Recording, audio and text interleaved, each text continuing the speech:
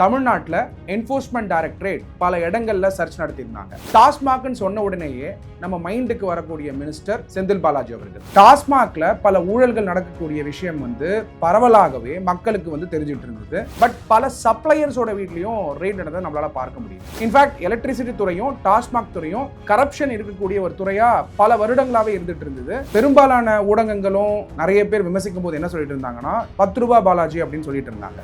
அப்போ இந்த டாஸ்மாக் ரெய்டுக்கு பிரெடிகேட் அஃபென்ஸ் என்ன பிரெடிகேட் அஃபென்ஸ் அப்படின்னு பார்த்தீங்கன்னா, அவங்க கட்சியை சார்ந்து பிரசன்ட் ரூலிங் கவர்மெண்ட் உடைய கட்சியை சார்ந்து இருக்கக்கூடிய பல டிஸ்டிலரிஸ்ல இர்ரேஷனல் ப்ரொக்யூர்மெண்ட் மத்தியானத்துக்கு மேல தான் என்ஃபோர்ஸ்மெண்ட் டைரக்டரேட் டாஸ்மாக் ஹெட் குவார்ட்டர்ஸ்க்கே போயிட்டு ரெய்ட் நடத்துறாங்க. நீங்க பாலிசி ஆஃப் த டாஸ்மாக் எடுத்து பார்த்தீங்கன்னா ஒரு டிஸ்டிலரியிலும் எவ்வளவு ப்ரொக்யூர் பண்ணுங்கிறதுக்கான லிமிட் இருக்கு. டாஸ்மாக்ல லிக்கர் வாங்கி சாப்பிடும் பொழுது இந்த 10 ரூபாய் எங்க போகுது அப்படின்னு பல பேர் விமர்சிக்கும் பொழுது இந்த 10 ரூபாய் செந்தில் பாலாஜிக்கு தான் போகுது.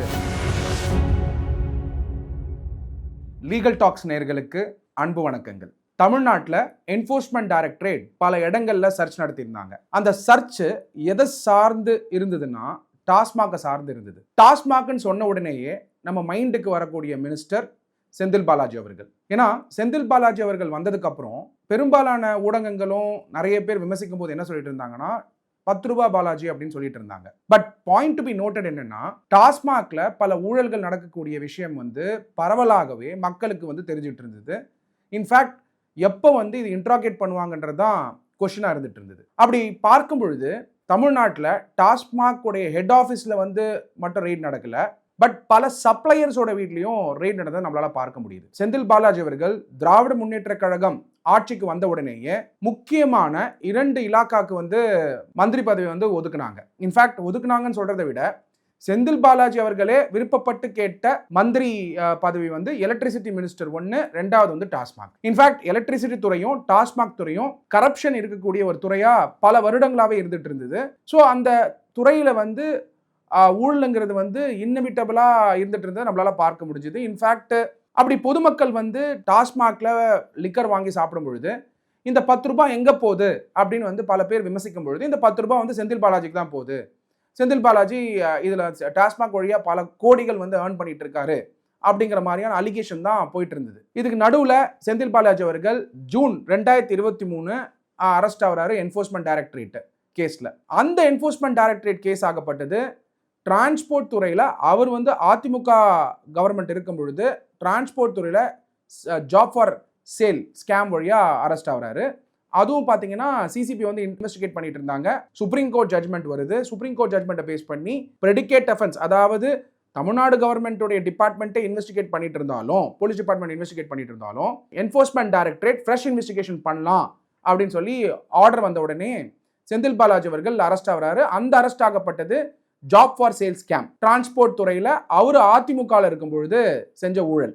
பட் இப்போ நடக்கக்கூடிய ரெய்ட் ஆகப்பட்டது டாஸ்மாக் துறையை சார்ந்து நடத்தக்கூடிய ரெய்டு, என்ஃபோர்ஸ்மெண்ட் டைரக்டரேட் நடத்தக்கூடிய ரெய்டு. அப்போ ஃபர்ஸ்ட் கொஸ்டின் எல்லா சட்ட மாணவர்களும் ஃபர்ஸ்ட் கேட்கக்கூடிய விஷயம், ஏன்னா நிறைய பேருக்கு தெரியும் prevention of money laundering act 2002 எப்படி இயங்குதுன்னு. Prevention of money laundering act 2002 படி பிரெடிகேட் அஃபென்ஸ் இருந்து அந்த பிரெடிகேட் அஃபென்ஸ் ஆகப்பட்டது ஷெட்யூல்ட் அஃபென்ஸா இருந்தா part A of the prevention of money laundering act 2002 படி இருந்து அந்த பிரெடிகேட் அஃபென்ஸ்ல இருக்கக்கூடிய 145 அஃபென்சஸ் கிட்டத்தட்ட 30 சட்டத்தில் இருக்கக்கூடிய அஃபென்சஸ் இருந்தாதான் prevention of money laundering act 2002 படி என்ஃபோர்ஸ்மெண்ட் டைரக்டரேட் இன்வெஸ்டிகேட் பண்ண முடியும். அப்போ இந்த டாஸ்மாக் ரெய்டுக்கு பிரெடிகேட் அஃபென்ஸ் என்ன பிரெடிகேட் அஃபென்ஸ் அப்படின்னு பாத்தீங்கன்னா, மணி லாண்டரிங் அப்படிங்கக்கூடிய கிரைமை செஞ்சாலே அதுவே ஒரு பிரெடிகேட் அஃபென்ஸ் தான் அப்படின்னக்கூடிய பல இன்டர்பிரேஷன்ஸ் நம்மளால பார்க்க முடியுது. அப்படி இருக்கும்போது இதோட பிரெடிகேட் அஃபென்ஸ் இருக்கா இல்லையா, இல்ல மணி லாண்டரிங் பண்ணக்கூடிய அஃபென்ஸ் இருக்கிறதுனால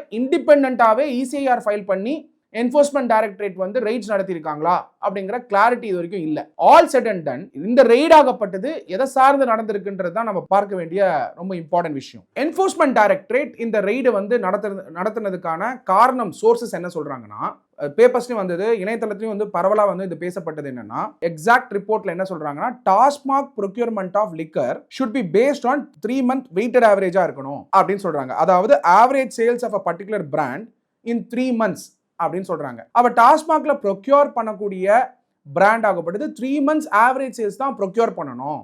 ஆனா எக்ஸப்ஷனல் கேசஸ்ல ஸ்பெஷல் இன்டென்ட், அதாவது ஸ்பெஷல் பர்மிஷனை பேஸ் பண்ணி பர்டிகுலர் வெரைட்டி ஆஃப் லிக்கரை அதிக ப்ரொக்யூர்மெண்ட் பண்ணலாம். ஆனா பல இடங்கள்ல டாஸ்மாக் அவங்க கட்சியை சார்ந்து பிரசன்ட் ரூலிங் கவர்மெண்ட் உடைய கட்சியை சார்ந்து இருக்கக்கூடிய பல டிஸ்டிலரிஸ்ல இர்ராஷனல் ப்ரொக்யூர்மெண்ட், அதாவது இந்த மாதிரி ஆவரேஜ் மந்த்லி சேல்ஸை பேஸ் பண்ணி இல்லாம 3 months average monthly sales base பண்ணி இல்லாம அதிகமா பணம் கொடுத்து ஒரு சில டெஸ்டிலரிஸ்ல வாங்கக்கூடிய விஷயத்தை கண்டறிகிறாங்க. இன்ஃபேக்ட் இது புதுசு ஒன்றும் கிடையாது. Control auditor general of India C and AG report எடுத்து பார்த்தீங்கன்னா டாஸ்மாக் உடைய டிபார்ட்மெண்ட் நடக்கக்கூடிய அக்கௌண்டிங் இஷ்யூஸ் என்ன நம்மளால பார்க்க முடியுது. அதை பற்றி டீட்டெயிலாக நம்ம வரக்கூடிய நாட்களில் பார்க்கலாம்.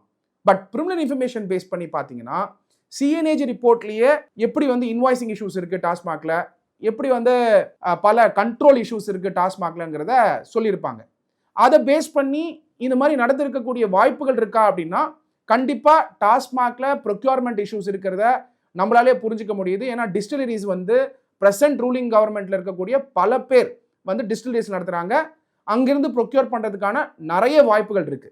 இதுல புரிஞ்சுக்க வேண்டியது என்னன்னா, சட்ட மாணவர்கள் எஸ்பெஷலா புரிஞ்சுக்க வேண்டியது என்னன்னா, டாஸ்மாக் அவுட்லெட் ஆகப்பட்டது தமிழ்நாடு கவர்மெண்ட் ரன் பண்றாங்க. அதுல விற்பனை பண்ணி அதுல வரக்கூடிய வருவாயை தமிழ்நாடு ரெவன்யூ டிபார்ட்மெண்ட் ரெவன்யூவா எடுத்துக்கிறாங்க. அது மேல டாக்ஸ் போடுறாங்க. வேட் இன்னும் applicable, excise duty central government வந்து போட்டுட்டு இருக்காங்க. அப்படி இருக்கும் பொழுது ஆல்கஹால் பொறுத்த வரைக்கும், லிக்கர் பொறுத்த வரைக்கும் ஜிஎஸ்டி அப்ளிகபிள் கிடையாது. ஆனா வேட்டும் எக்ஸைஸ் டியூட்டியும் அப்ளிகபிள். இன்ஃபேக்ட் ஆல்கஹால் ஜிஎஸ்டியே அப்ளிகபிள் கிடையாது. இன்ஃபேக்ட் ஜிஎஸ்டி வெளியில் இருக்கக்கூடிய ஒரு பொருள் ஆல்கஹால். ஆல்கஹாலை வந்து லிக்கரை வந்து நீங்க ஜிஎஸ்டிக்குள்ள கொண்டு வரணும்னா கான்ஸ்டிடியூஷனல் அமெண்ட்மெண்ட் பாஸ் பண்ணணும். 2/3 of Lok Sabha, 2/3 of Rajya Sabha, 50% of state assemblies approve பண்ணாதான் ஆல்கஹாலே வந்து ஜிஎஸ்டிக்குள்ள கொண்டு வர முடியும். அப்படி இருக்கக்கூடிய லிக்கர் ப்ராடக்ட் ஆகப்பட்டது, ஆல்கஹால் ஃபார் ஹியூமன் கன்சம்ஷன் ஆகப்பட்டது, வேட்டும் எக்ஸைஸ் டியூட்டியும் போடுவாங்க. அப்போ கவர்மெண்ட்டுக்கு இது ஹியூஜ் ரெவன்யூ இருக்கிறதுனால அவுட்லெட்ஸ் தான் கவர்மெண்ட் ரன் பண்றாங்க. ஆனா மேனுஃபேக்சரர்ஸ் யாருன்னா, எந்த பார்ட்டி பவருக்கு வராங்களோ அந்த பார்ட்டியை சார்ந்து இருக்கக்கூடிய எம்எல்ஏவோ அவங்களை சார்ந்து இருக்கக்கூடிய இண்டஸ்ட்ரியலிஸ்டோ இந்த மேனுஃபேக்சரிங் பண்ணி விற்கும் பொழுது ப்ரொக்யூர்மெண்ட்ல ரேஷனாலிட்டி இருக்கணுங்கிறது தான் பாலிசி ஆஃப் த டாஸ்மாக். நீங்க பாலிசி ஆஃப் த டாஸ்மாக் எடுத்து பார்த்தீங்கன்னா ஒரு டிஸ்டிலரியிலும் எவ்வளவு ப்ரொக்யூர் பண்ணுங்கிறதுக்கான லிமிட் இருக்கு. அதே மாதிரி ப்ரொக்யூர் பண்ணும் பொழுது எப்படி ப்ரொக்யூர் பண்ணணும் அப்படிங்கிற ரூலும் இருக்கு. எப்படி ப்ரொக்யூர் பண்ணணும்னா 3 month ஆவரேஜ் சேல்ஸை பேஸ் பண்ணி ப்ரொக்யூர்மெண்ட் பண்ணணும். இங்க இர்ராஷனாலிட்டி இருந்ததுன்னா அந்த இர்ராஷனாலிட்டி எந்த டிஸ்டிலரி இருந்து அதிகமாக வாங்குறாங்க அப்படிங்கிற இன்வெஸ்டிகேஷனை பண்றதுக்கான வாய்ப்புகள் இருக்கு. இந்த தருணத்துல தான் இந்த இர்ராஷனல் ப்ரொக்யூர்மெண்ட் பண்ணும்பொழுது யார் இதை இன்வெஸ்டிகேட் பண்ணலாம் அப்படிங்கிறது தான் கொஸ்டின். ஆடிட் பொறுத்த வரைக்கும் சிஎன்ஏஜி பண்ணுவாங்க. ஆனா இன்வெஸ்டிகேஷன் பொறுத்த வரைக்கும் ஊழல் நடக்கும் பொழுது அந்தந்த ஸ்டேட்ல இருக்கக்கூடிய டிவிஎஸ்சி இன்வெஸ்டிகேட் பண்ணோம். பட் டிவிஎஸ்சி பண்ணாத தருணத்துல, ஊழல் நடக்கக்கூடிய இந்த விஷயத்தை இன்வெஸ்டிகேட் பண்ணாத தருணத்துல டெஃபினட்டா சென்ட்ரல் ஏஜென்சி வந்து இன்வெஸ்டிகேட் பண்ணலாம். சென்ட்ரல் ஏஜென்சி பொறுத்த வரைக்கும் இன்கம் டாக்ஸ், எனிவே ஜிஎஸ்டி வந்து அப்ளிகபிள் கிடையாது. ஸோ ஜிஎஸ்டி டிபார்ட்மெண்ட் வர முடியாது. அப்போ என்ஃபோர்ஸ்மெண்ட் டைரக்டரேட் வரலாம். பட் என்ஃபோர்ஸ்மெண்ட் டைரக்டரேட் வரணும்னா பிரெடிகேட் அஃபென்ஸ் இருக்கணும். அப்ப பிரெடிகேட் அஃபென்ஸ் எது அப்படிங்கிறது வந்து இன்னும் கிளியரா இல்லாத தருணத்துல மணி லாண்டரிங் அஃபென்ஸே பிரெடிகேட் அஃபென்ஸா கன்சிடர் பண்ணி இன்வெஸ்டிகேட் பண்ண முடியுமானா என்ஃபோர்ஸ்மெண்ட் டைரக்டரேட்டால பண்ண முடியும். அப்படி பார்க்கும்போது எங்கெல்லாம் ரெய்ட்ஸ் நடந்திருக்கு, கிரெடிபிள் இன்ஃபர்மேஷனை பேஸ் பண்ணி மால் பிராக்டிஸ் வந்து டாஸ்மாக்ல நடக்குது அப்படிங்கிற இன்ஃபர்மேஷனை பேஸ் பண்ணி தான் என்ஃபோர்ஸ்மெண்ட் டைரக்டரேட் வந்திருக்காங்க. ரெண்டாவது, என்ஃபோர்ஸ்மெண்ட் டைரக்டரேட் சைமல்டேனியஸா ராயப்பேட்டாலையும் தேனாம்பேட்லையும் அந்த சர்ச்சஸ் நடத்துறாங்க. அப்படி நடத்தும் பொழுது ராயப்பேட்டா, தேனாம்பேட், சென்னையில் நடத்துறாங்க. பேரலா பாத்தீங்கன்னா செந்தில் பாலாஜி இருக்கக்கூடிய இடம் கரூர். அவர் கரூர் சார்ந்தவர். கரூர்லயும் வந்து இடி வந்து சர்ச் பண்றாங்க. பேரலா 3 இடங்கள்ல சர்ச் அண்ட் சீசன் நடக்குது, இன்வெஸ்டிகேஷன் நடக்குது. 1 சென்னை, 2வது கரூர், 3வது பாத்தீங்கன்னா டிஸ்டிலரிஸ்லயும் சர்ச்சஸ் நடக்குது. இன்ஃபேக்ட் ஜெகத் ரக்ஷன் அவர்களுடைய ஒன் ஆஃப் த டிஸ்டிலரிஸ்லயும் சர்ச் நடந்தது நம்மளால பார்க்க முடிஞ்சது. இது இணையதளத்திலையும் பேப்பர்ஸ்லையும் இன்னைக்கு ரிப்போர்ட் ஆயிருக்கு. அப்படி பார்க்கும் பொழுது இந்த சர்ச் நடத்தும் பொழுது முக்கியமான 2-3 பெயர்கள் வந்து குறிப்பிட்டிருந்தாங்க.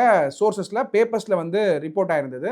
முக்கியமா சில பேரோட வீட்லயும் வந்து இந்த இன்வெஸ்டிகேஷன் நடந்தது நம்மளால பார்க்க முடியுது, சர்ச் நடந்தது பார்க்க முடியுது. ஃபர்ஸ்ட் பாத்தீங்கன்னா கார்த்திக் அப்படிங்கிற ஒரு வீட்டில் நடக்குது. அவர் யாருன்னு பாத்தீங்கன்னா former personal assistant of Senthil Balaji. Senthil Balaji அவர்களுடைய ஃபார்மர் பர்சனல் அசிஸ்டன்ட் கார்த்திக், அவர் வீட்டில் நடந்திருக்கு. அப்புறம் second Kasi, former TANGEDCO financial controller who is very close to the minister, அவர் வீட்லயும் சர்ச் நடந்திருக்கு. இதை தாண்டி கரூர்ல எம்சிஎஸ் சங்கர் அப்படிங்கிற ஒரு வீட்லயும் ரெய்ட் நடந்திருக்கு. அவர் யாருன்னு பாத்தீங்கன்னா பப்ளிக் ஒர்க்ஸ் கான்ட்ராக்டர். 2வது கொங்கு மெஸ் ஓனர், கரூர்ல கொங்கு மெஸ் ஓனர் மணி அவர்களோட வீட்லயும், சக்தி மெஸ் ஓனர் கார்த்தி வீட்லயும் சர்ச் நடந்திருக்கு. அதே மாதிரி சர்ச் நடத்தும் பொழுது மார்னிங்ல சென்னை, கரூர், அதை தாண்டி பல டிஸ்டிலரிஸ்ல நடந்ததை தாண்டி மத்தியானத்துக்கு மேலதான் என்போர்ஸ்மெண்ட் டைரக்டரேட் டாஸ்மாக் ஹெட் குவார்டர்ஸ்க்கே போயிட்டு ரெய்ட் நடத்துறாங்க. அதை தாண்டி அம்பத்தூர்ல இருக்கக்கூடிய டாஸ்மாக் டிப்போலையும் ரெய்ட் நடத்துறாங்க. இதுல நம்ம புரிஞ்சுக்க வேண்டியது என்னன்னா, டாஸ்மாக் உடைய செயல்பாடுகள், டாஸ்மாக்ல நடக்கக்கூடிய ஊழல், அந்த ஊழல் நடந்த பணம் எப்படி வந்து மணி லாண்டரிங்ல வருது, எப்படி மணி லாண்டரிங் பண்ணியிருக்காங்க, அதுல சம்பாதிச்ச பணம் எங்க போயிருக்கு அப்படிங்கிற அந்த கொஸ்டினுக்கு வந்து விடைகள் வந்து வரக்கூடிய நாட்கள்ல தெரியும். ஹவவர் டாஸ்மாக்ல நிஜமாலே ஊழல் நடக்குதா இல்லையா அப்படிங்கிறதுக்கான எடுத்துக்காட்டு சிம்பிள். உங்க வீட்டு பக்கத்துல இருக்கக்கூடிய டாஸ்மாக்கோ, இல்ல நீங்க வேலைக்கு போகும்போது கடந்து போகும்பொழுது இருக்கக்கூடிய டாஸ்மாக்லயோ போய் யார் வந்து லிக்கர் வாங்குறாங்களோ அவங்க கிட்ட விசாரிச்சு பாருங்க. ஒரு பாட்டிலுக்கு 10 ரூபாய் எக்ஸ்ட்ரா வாங்குறது வந்து நம்மளுக்கே தெரிஞ்சிருக்கு.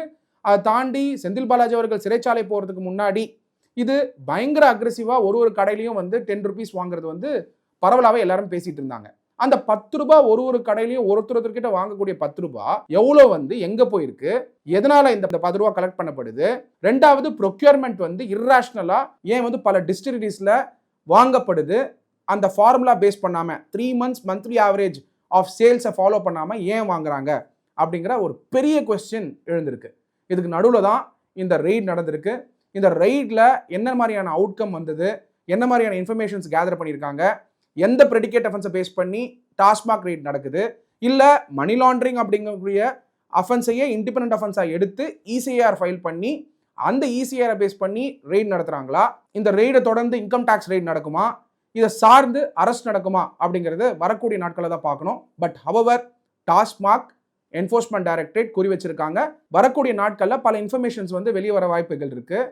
அப்படி ஒரு சமயம் என்போர்ஸ்மெண்ட் டைரக்டரேட்டே அந்த விஷயத்தை வெளியில வந்து போஸ்ட் பண்ணாலும் அதை பத்தி இன்னும் டீடைல்டா சட்ட ரீதியா எப்படி வந்து என்போர்ஸ்மெண்ட் டைரக்டரேட் இந்த இன்வெஸ்டிகேஷன் பண்றாங்க அப்படிங்கிறத நம்ம டீடைலா பார்க்கலாம். சட்ட மாணவர்கள் இது வந்து தெரிஞ்சுக்க வேண்டியது என்னன்னா, என்போர்ஸ்மெண்ட் டைரக்டரேட் ஒரு இடத்துல வந்து ரெய்ட் நடத்துறாங்கன்னா அங்க ப்ரெடிகேட் அஃபென்ஸ் இருக்கணும். அந்த ப்ரெடிகேட் அஃபென்ஸ் ஆகப்படுது ஷெட்யூல்ட் அஃபென்ஸா இருக்கணும். ஷெட்யூல்ட் அஃபென்ஸாக இருந்து பார்ட் ஏல கிளாஸிஃபை ஆனால் prevention of money laundering act படி என்போர்ஸ்மெண்ட் டைரக்டரேட் ரெய்ட் நடத்தலாம். அப்படி நடத்தணும்னு சொன்னாக்க இசிஐஆர் ஃபைல் பண்ணியிருக்கணும். எஃப்ஐஆர் இருந்தால் போதாது, இசிஐஆரும் இருக்கணும். ஒரு சில இடங்கள்ல மணி லாண்டரிங் அப்படின்னக்கூடிய அஃபென்ஸே இண்டிபெண்டன்ட் அஃபென்ஸாக இருக்கும் பொழுது அது ஷெட்யூல்ட் அஃபென்ஸாகவும் இருக்கிறதுனால மணி லாண்டரிங் அஃபென்ஸை பேஸ் பண்ணியே ரெய்டும் நடத்தலாம். அப்போ இசிஐஆரே மணி லாண்டரிங் அஃபென்ஸ்க்காகவே, மணி லாண்டரிங் கிரைமுக்காகவே ஃபைல் பண்ணுறதுக்கான சட்ட ரீதியான ப்ரொவிஷன்ஸும் உண்டு. அப்படி பார்க்கும் பொழுது இந்த ரெண்டுத்துல ஏதோ ஒரு சாத்தியக்கூறுகள் சார்ந்து தான் டாஸ்மாக்ல ரெய்ட் நடந்திருக்கு அப்படிங்கிறத நம்ம புரிஞ்சுக்கணும். இந்த ரெய்ட்ல வரக்கூடிய அவுட்கம் என்ன, ஃபர்தர் டெவலப்மெண்ட்ஸ் என்ன அப்படிங்கிறத வரக்கூடிய நாட்களில் பார்க்கலாம். நன்றி.